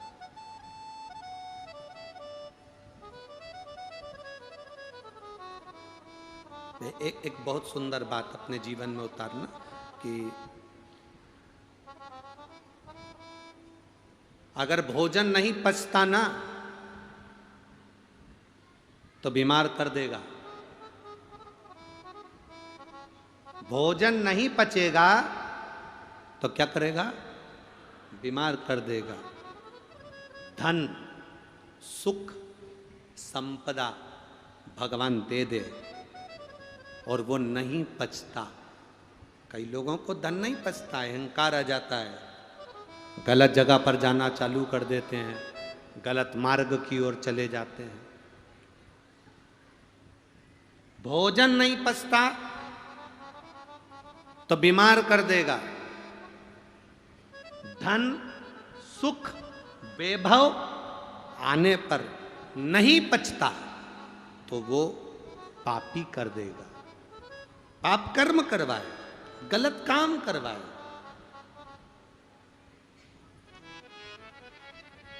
ज्ञान नहीं पचता तो अब वो अभिमानी बना देता है।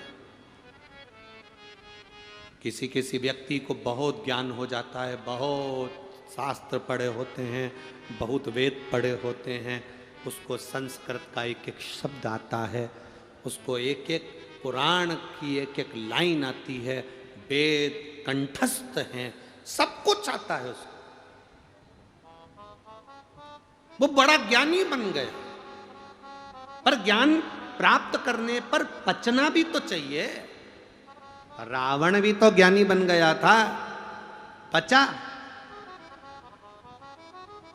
बहुत विद्वान बन गए और तुम्हारे अंदर विद्वानता आने पर, बहुत विद्वान बनने पर अगर तुम्हारा ज्ञान नहीं पचा तो तुम अभिमानी बन जाओगे। मुझे इतना आता है। क्या जानता है वो? उसको क्या आता है? उसको क्या प्राप्त होता है? संस्कृत बोलना आती नहीं, एक शब्द आता नहीं, वेद शास्त्र पुराण जानता नहीं, केवल अपनी अपनी बात कहता। मतलब तुम ज्ञानी, और ज्ञानी पुरुष बनने के बाद तुम ज्ञान को पचा नहीं पा रहे। जिसका ज्ञान पचता नहीं वो अभिमानी बन जाता। अभिमानी। ज्ञान की सबसे बड़ी परिभाषा होती है, ज्ञानी व्यक्ति हमेशा झुककर चलता है, प्रणाम कर कर चलता है, और भी जो मिलता जाए उसको बटोरता चलता है। ये ज्ञान की सबसे बड़ी आनंदता। भोजन पचेगा नहीं तो बीमार कर देगा, सुख पचेगा नहीं तो पापी बना देगा, ज्ञान पचेगा नहीं तो अभिमानी बना देगा। महाराज, बात पचेगी नहीं तो चुगल खोट्टा बना देगी। अगर बात नहीं पचेगी, अंदर बात पच नहीं पाएगी, तो तुम्हें चुगलखोर बना देगी। तुम्हारे को बात नहीं पची ना, किसी ने कहा, एक पति ने अपनी पत्नी से कहा, देख मेरे को बियाल बहुत जोरदार एक सोने की अंगूठी मिली है, पर तू किसी को बताना मती। अब उसके पेट में तो दर्द हो रहा, पच नहीं रही। वो पानी भरने गई, पड़ोसन ने पूछ लिया, आज तेरे चेहरे पे बड़ी प्रसन्नता दिख रही है, बस बता नहीं सकती। अब ये बोलने की जरूरत थी? ये बता नहीं सकती। आखिरी में पड़ोसन ने खोद खोद के पूछ लिया, और इसने कह भी दिया, तो किसी से बोलना मती, कथा में गई थी तो सोने की अंगूठी मिली थी। अब वो बात फेल। भोजन नहीं पचता, बीमार कर देता है। सुख, वैभव, सत्ता, धन नहीं पचती तो वो पापी बना देती है। ज्ञान नहीं पचता तो अभिमान बना देता है। बात नहीं पचती तो चुगलखोर बना देता है। और दुख जिंदगी में आया और वो नहीं पचा तो हमें निराशवान बना देता है। दुख को जो पचा गया वो विद्वान, श्रेष्ठ बन जाता, अग्रण्य हो जाता। दुख भी पचना चाहिए, दुख भी पचे।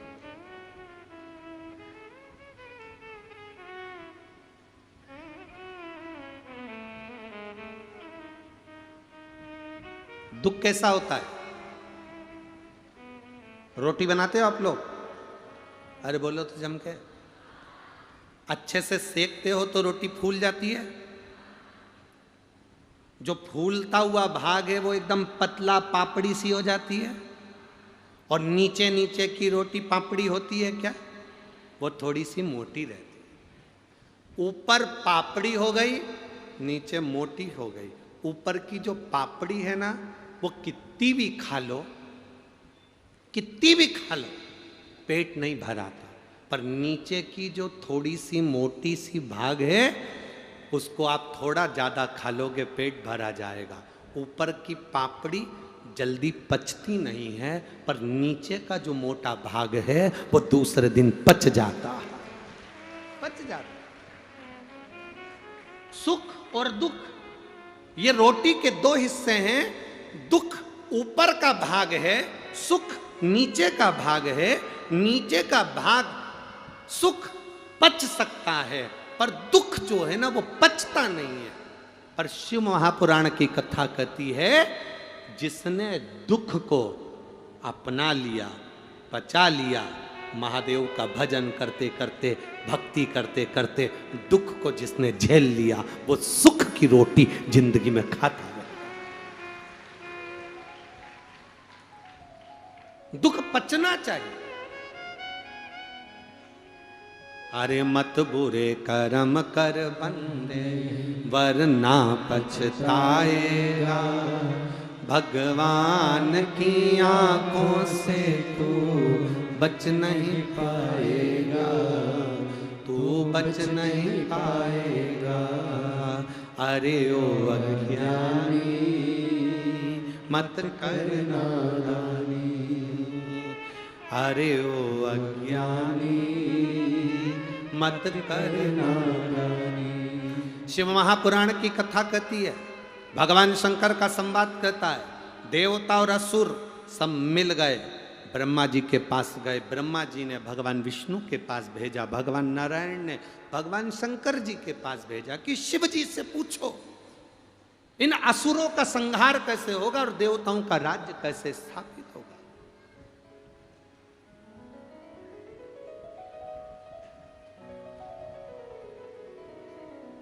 ब्रह्मा, भगवान विष्णु, इंद्र, वरुण, गरुण सब शिव जी की शरण में गए, हाथ जोड़कर प्रार्थना करी, शंभु शरणे पड़ी मांगू घड़ी घड़ी, दुख काटो दया करी दर्शन।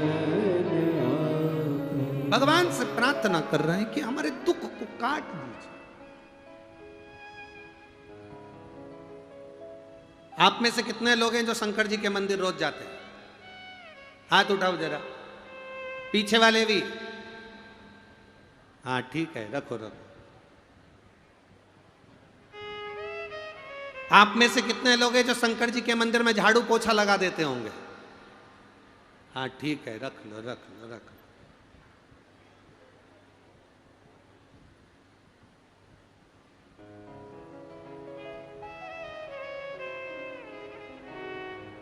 अब एक बात अच्छे से सुन लो, रोज मंदिर जाना, रोज जल चढ़ाना, पर रोज भगवान से मांगना नहीं।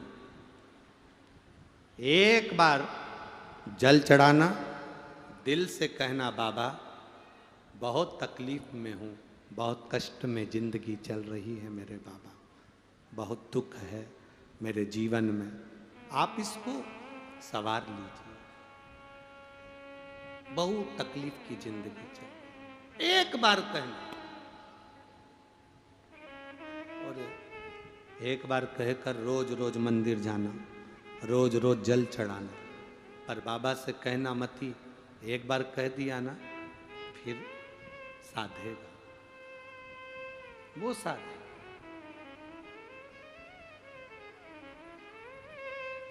जितनी माताएं पेड़ के नीचे बैठी हैं, दुकानों में बैठी हैं, धूप में बैठे हो, गर्मी में बैठे हो, आप सब जब कथा के पंडाल से जाओ, शिव महापुराण के इस पंडाल को छोड़कर जाओ, जहां बैठे उस जमीन को छोड़कर जाओ, तब मेरे देव अधिदेव महादेव से कहकर जाना, भोला सब दुख काटो मारा, ओ भोला सब दुख काटो। उससे प्रार्थना कर कर जाना, उससे विनती कर कर जाना, उससे निवेदन कर कर जाना। जब हम उससे प्रार्थना कर कर जाएंगे, विनती कर कर जाएंगे, निवेदन कर कर जाएंगे, तो वो सुनेगा।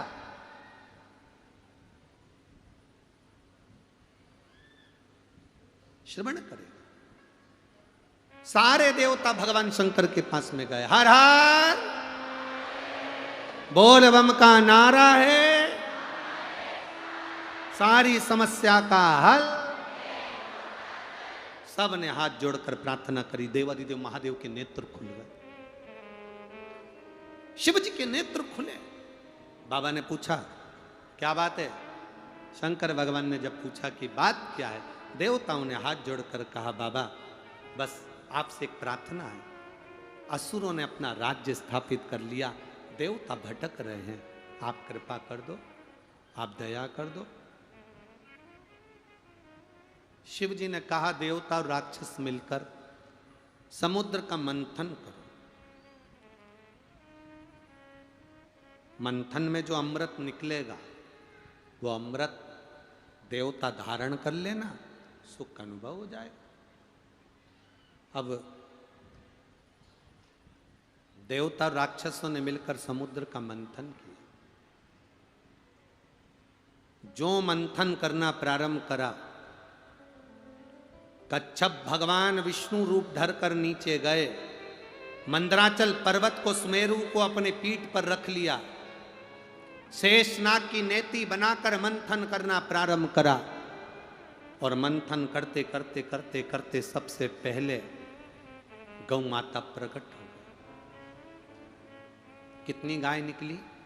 5 गाय प्रकट हुई। पहली नंदा, दूसरी सुभद्रा, तीसरी सुरभि, चौथी सुशीला, 5वीं बहुला। 5 गाय प्रकट हो गई।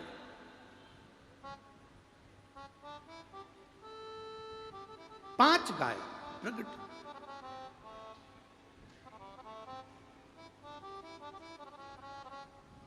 सुरभि, सुशीला, बहुला,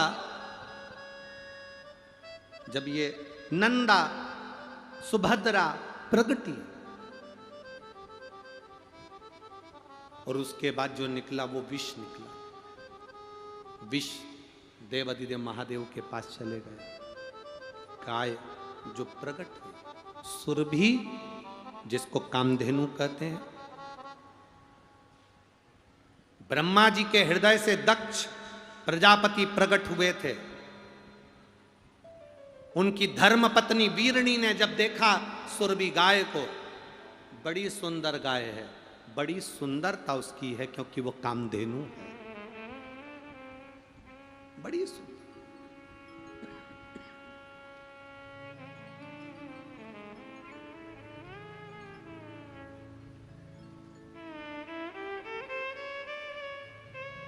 आज के जमाने में इतनी सारी गौशालाएं खुली हैं। गौ माता की रक्षा की बात दुनिया के लोग करते हैं। प्रत्येक राजनीतिक मंच पर गाय माता की जय घोषणा होती है। गाय के लिए बहुत सारे नियम भी बनते हैं, गाय के लिए धन भी आता है, गौ माता की रक्षा के लिए बहुत पैसा भी आता है, पर गौ माता तक वो पैसा पहुंच नहीं पाता। बोलो री जीजियों, सही है कि गलत है? आता तो है पर गौ माता तक पहुंच नहीं पाता।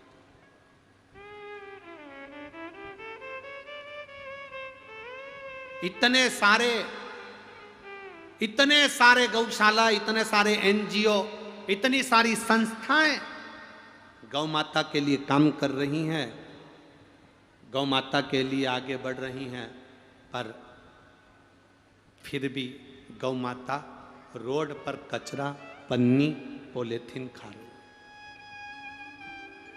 तो भी दुखी। हम तो एक निवेदन करना चाहेंगे, अगर हमारी बात माननीय प्रधानमंत्री जी तक, राष्ट्रपति तक पहुंचे, तो हम तो इतना सा कहना चाहेंगे, आप गौ माता के लिए कुछ कर रहे हैं ना कर रहे हैं वो अपनी जगह पर है, बस इतना सा निवेदन है, नर्सरी क्लास से लेकर 10th क्लास तक बच्चों की पाठ्य पुस्तिका में एक गौ माता का भी सब्जेक्ट चालू कर देना चाहिए, एक गौ माता का विषय चालू कर देना चाहिए। पहले सनातन धर्म की रक्षा के लिए पाठ्य पुस्तिकाओं में जब हम छोटे थे, इसमें कई माताएं बैठी होंगी, कई बहनें बैठी होंगी, कई मेरे भाई बैठे होंगे, उनको मालूम होगा पहले गाय का निबंध आता था। बोलो, आता था कि नहीं आता था? पहले गाय का निबंध आता था, तो बच्चे, छोटे छोटे बच्चे याद करते थे, गाय के 4 पांव होते हैं, गाय के सींग होते हैं, गौ माता को चारा दिया जाता है, गोपाष्टमी के दिन उनकी पूजन करी जाती है, गाय चरने के लिए जाती है, गाय दूध देती है, उस दूध से माखन बनता है, उससे हमारा जीवन का यापन होता है। गाय के दूध में 67% कैलोरी होती है, 67% कैलोरी गाय के दूध में होती है। माँ के दूध में तो केवल 65% कैलोरी होती है, पर गाय के दूध में 67% कैलोरी होती है जो कैंसर भी समाप्त कर देती है।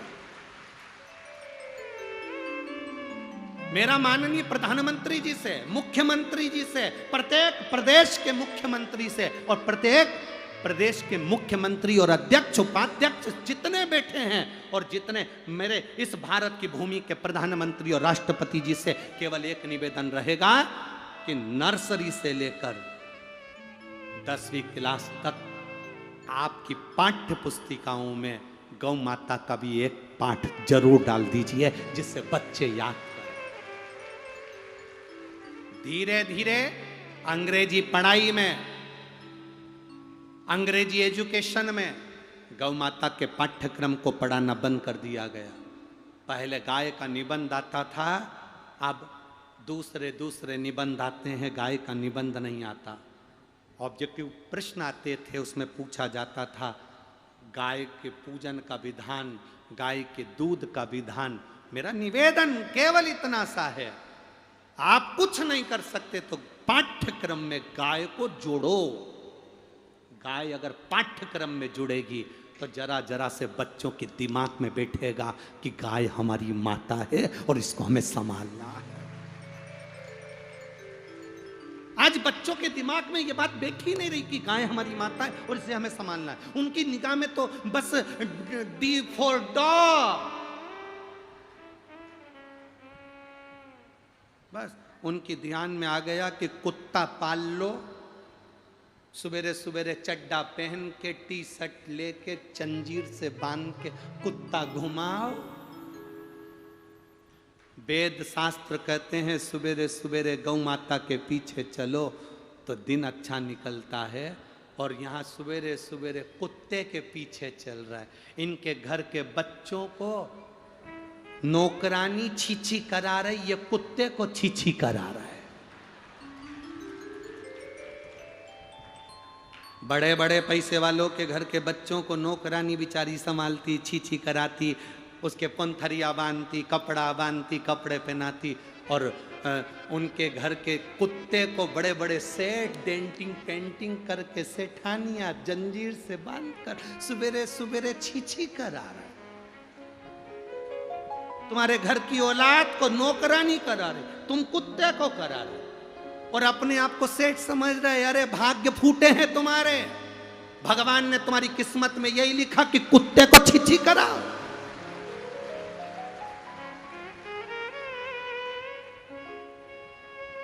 तुम्हारे भाग्य में लिखा भगवान ने कि सवेरे से उठना और कुत्ते को छीछी कराना, कुत्ते को घुमाना। जरा अपनी किस्मत को तो सोचो कि तुम्हारा भाग्य भगवान ने इतना धन देने के बाद भी तुम्हारी किस्मत में कुत्ता घुमाना लिखा, कुत्ता घुमाना। मेरा माननीय प्रधानमंत्री और राष्ट्रपति जी से बस यही निवेदन, और मुख्यमंत्री जी से भी यही निवेदन रहेगा कि आपके इस पाठ्यक्रम में एक पाठ गौ माता का जोड़ दीजिए, जिससे आने वाली पीढ़ी सनातन धर्म के लिए जागृत हो सके, तब सार्थक होगा। और अगर ये बात माननीय प्रधानमंत्री जी तक नहीं पहुंचे, राष्ट्रपति जी तक नहीं पहुंचे, तो आने वाले समय में जिस जिस जगह कथा करने जाएंगे वहां पर 5 पैसे का 15 पैसे का पोस्ट कार्ड सबसे लिखवाएंगे, पता लिखवाएंगे और पहुंचवाएंगे कि गौ माता का पाठ्यक्रम हमारे सब्जेक्टों में होना जरूरी है। सनातन धर्म की रक्षा के लिए, वेद पुराण शास्त्रों की रक्षा के लिए आप गौ माता के लिए कुछ नहीं कर सकते तो इतना करो कि बच्चे बच्चे के दिमाग में ये बैठ जाए कि गाय हमारी माता है और हमें इसकी रक्षा करना है। गाय के दूध से कैंसर समाप्त होता है, गाय के मूत्र से कैंसर समाप्त होता है। गाय के गोबर के कंडे पर पांव रखकर हल्दी डालकर बैठ जाओ तो शुगर का लेवल डाउन हो जाता है। गाय का एक एक शरीर का एक एक चीज हमारे जीवन को सुख प्रदान करने वाली, ये सीखे बच्चे। ये बच्चों को ज्ञान होना चाहिए, बच्चों को होना चाहिए सब्जेक्ट, चाहे वो अंग्रेजी में आए चाहे हिंदी में, पर उस सब्जेक्ट में गाय के लिए कुछ हो। मंथन में निकली 5 गाय, और मेरा निवेदन आपको, अगर ये बात अच्छी लगी हो तो आज की कथा में से काट कर पूरे भारत की इस भूमि पर, एक एक व्हाट्सएप पर, एक एक सोशल मीडिया पर, एक एक सोशल मीडिया पर, एक एक व्हाट्सएप पर, एक एक इंस्टाग्राम पर ये चलना चाहिए कि सनातन धर्म में गौ माता के लिए भी एक सब्जेक्ट हमारे पाठ्यक्रम में होना चाहिए। एक सब्जेक्ट हमारे पाठ्यक्रम में, अगर सब्जेक्ट नहीं हो तो पाठ हो, पर हो पाठ्यक्रम में जुड़े।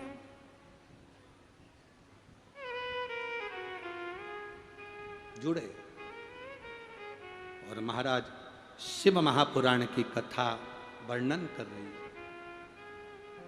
दक्ष प्रजापति की पत्नी वीरणी ने, दक्ष प्रजापति की दो पत्नी थी, एक प्रसूति एक वीरणी। आप लोगों को एक बार वीरणी की कथा पहले कही है, सुनी है क्या आप लोगों ने? बोलो किस किसने सुनी है रे? सबने सुनी है वीरणी की कथा। माता वीरणी का वर्णन एक बार कर चुके हम, इसलिए उस प्रसंग को तो ज्यादा नहीं छेड़ेंगे, पर गो पितर शिव महापुराण की कथा में गौ माता के विवाह का जो प्रसंग बताया गया उसको हम धारण करें, उसको हम सुने। महाराज बाबा देवादिदेव महादेव से दिल से प्रार्थना करिएगा, भाव के साथ में बाबा को अपने मन की बात बड़े आनंद के साथ। कार्यकर्ता भी जहाँ खड़े हैं बैठकर बड़े दिल से बोलिए। बार बार ये कथा कौड़िया में छत्तीसगढ़ की इस पावन धरा पर बार बार नहीं होती।